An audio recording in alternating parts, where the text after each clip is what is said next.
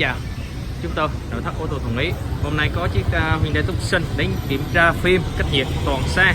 Thì chiếc này đã nâng cấp phim cách nhiệt First Class HC loại Anh tiếp, và ngoài ra còn có cách âm chống ồn toàn xe, gói cao cấp nhất và phủ lồng vàng bằng nỉ phía sau. Cái lồng vàng nó sẽ bị nhão. Ngoài ra có lắp đặt bộ chìa khóa thông minh MyKey Premium để nổ từ xa, tắt máy từ xa theo xe. Và sau đây tôi sẽ tiến hành nổ máy xe. Sau 10 đến 15 giây thì chiếc xe sẽ nổ máy và chúng ta sẽ đi tham khảo qua chiếc xe này. Và trong quá trình đó thì khi chúng ta tới xe sẽ không mở cửa được, chỉ có những người cầm cái chìa khóa remote này thì mới mở cửa được xe. Và chiếc xe này đã được gia cố cách âm chống ồn toàn xe này, nó rất là cứng. Ngoài ra cái phần nỉ ở dưới này, phần nỉ dưới này nè là nó đã bị nhão rồi, và chúng tôi mới phục hồi và gia cố lại và nâng cấp cách âm chống ồn cho cái phần hốc bánh đây luôn.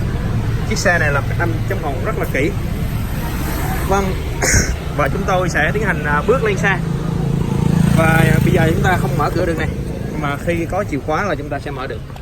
Thì ngoài ra chiếc xe này là khi chúng ta nổ máy, nhưng mà khi không bước lên xe thì khoảng 10-15 phút sau nó sẽ tự tắt máy. Chúng ta tiến hành đạp phanh để kích hoạt cái chế độ lên xe.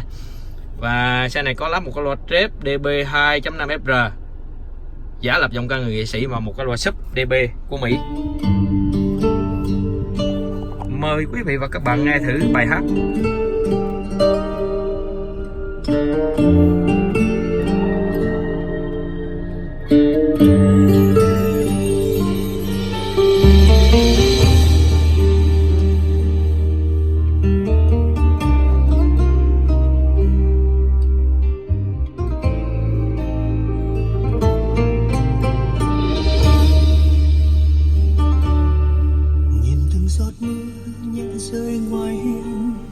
Nơi xa em có hay không?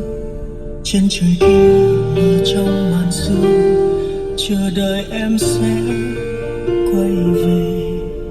Con đường xưa giờ đây ngơ ngác, ngập đầy tuyết rơi giá lạnh.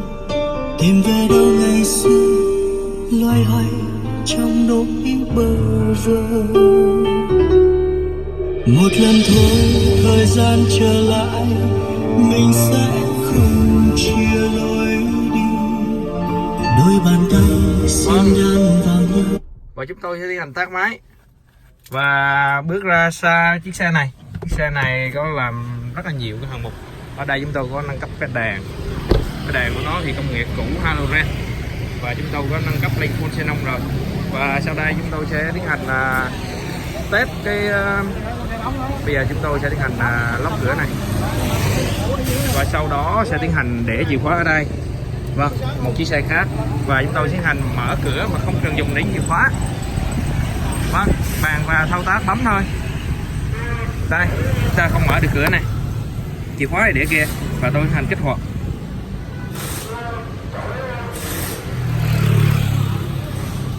Rồi, sau đây chúng ta sẽ nhập mật khẩu, bàn ở phím bấm.